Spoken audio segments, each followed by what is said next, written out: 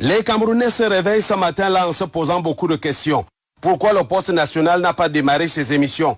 Pourquoi le silence radio? Pourquoi la sirène stridente du palais de l'unité se fait-elle entendre depuis les premières heures de la matinée?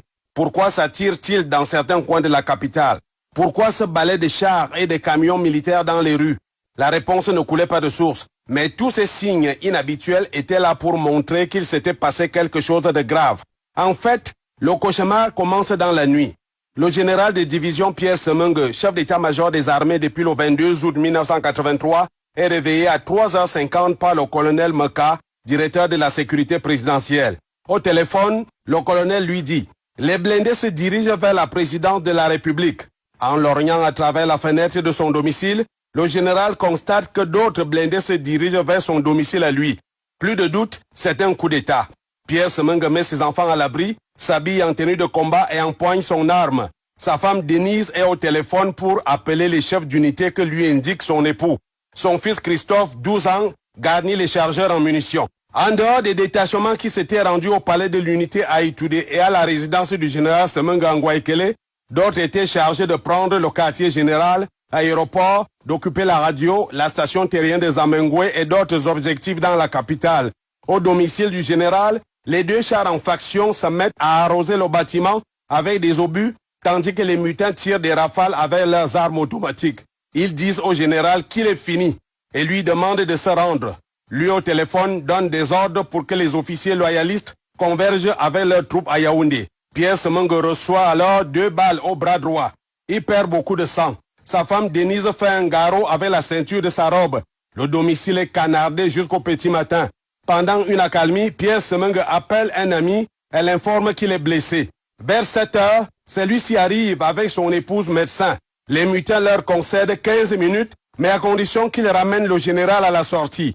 Les soins prodigués, le couple ami sort par la porte arrière vers 8h30. La famille du général aussi. Les tirs reprennent vers 9h. Profitant d'un moment d'inattention des mutins, Pierre Semenge sort de la souricière de son domicile. Un jeune homme réquisitionné dans la concession voisine le conduit chez une amie face à l'ancien aéroport. Le général a voyagé dans la malle arrière de la petite voiture. De là, grâce au fils de son ami envoyé en éclaireur, il saura quel était le dispositif des mutins à l'aéroport. Par un chemin tortueux, le général se fait conduire sur la rue de Mbalmayou à 11h. Accueil chaleureux des populations. C'est d'ailleurs elles qui, faisant le guet sur la route, vont l'avertir de l'arrivée d'une colonne à 13h30. C'est le colonel Eborotitus, parti de Bolova à la tête de plus de 200 hommes. Le général assigne au colonel la mission de reprendre l'aéroport et de le sécuriser. Lui-même prend la direction de l'état-major de crise, constitué autour de Gilbert Ndjetchungi, ministre d'État chargé des forces armées au camp de l'unité. Avant l'arrivée du général ici, 2 coups de main avaient déjà permis de libérer l'entrée de l'école de police et d'y récupérer des armes par le colonel Man et le commissaire divisionnaire Ndongonkwa. Ensuite, de libérer le quartier général et accéder aux armes et munitions par le colonel Samobo et des officiers.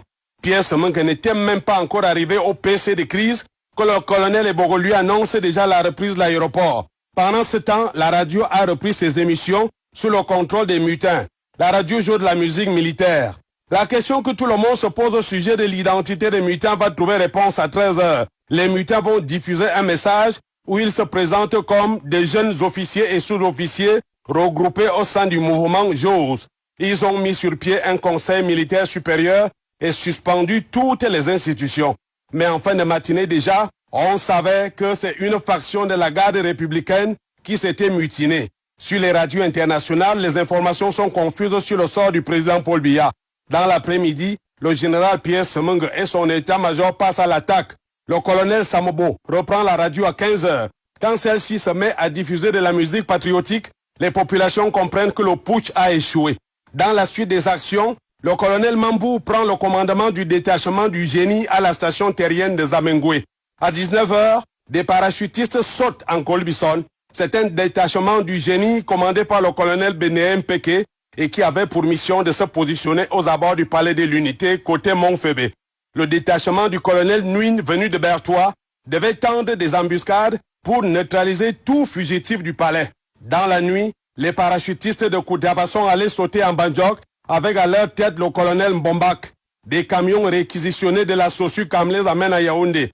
Ce sont eux qui prendront le camp Yeyab le lendemain samedi avec l'appui de l'aviation. Ce samedi 7 avril aussi, entre 8h et 9h, les hommes du colonel Benaye, appuyés par des hélicoptères, reprennent le palais de l'unité.